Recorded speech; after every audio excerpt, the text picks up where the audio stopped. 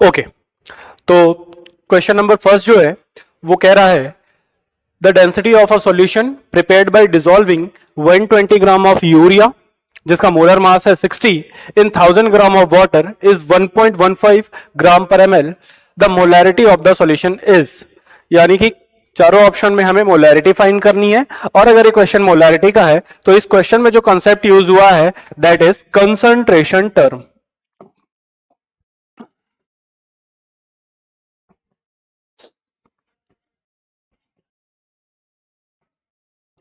चलिए देखते हैं।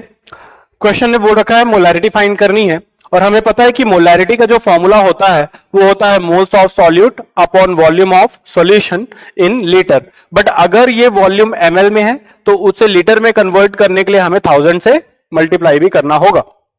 अब अगर हम बात करें मोल्स ऑफ सॉल्यूट की तो ध्यान से देखो, यूरिया का जो वेट दे रखा है वो है 120 ग्राम और हमें पता है यूरिया का मोलर वेट है 60, यानी कि यूरिया के मोल आ गए 2 मोल। अब बात आती है वॉल्यूम की, तो क्या हमारे पास सॉल्यूशन का वॉल्यूम है?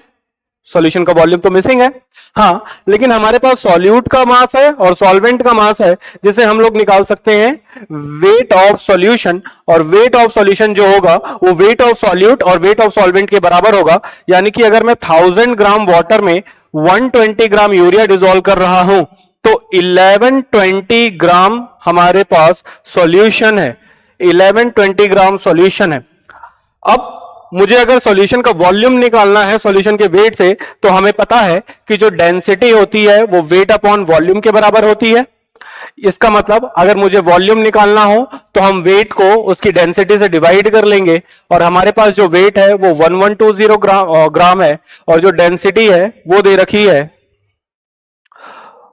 1.15 ग्राम पर ml, यानी कि ये वॉल्यूम हमें ml में मिल जाएगा।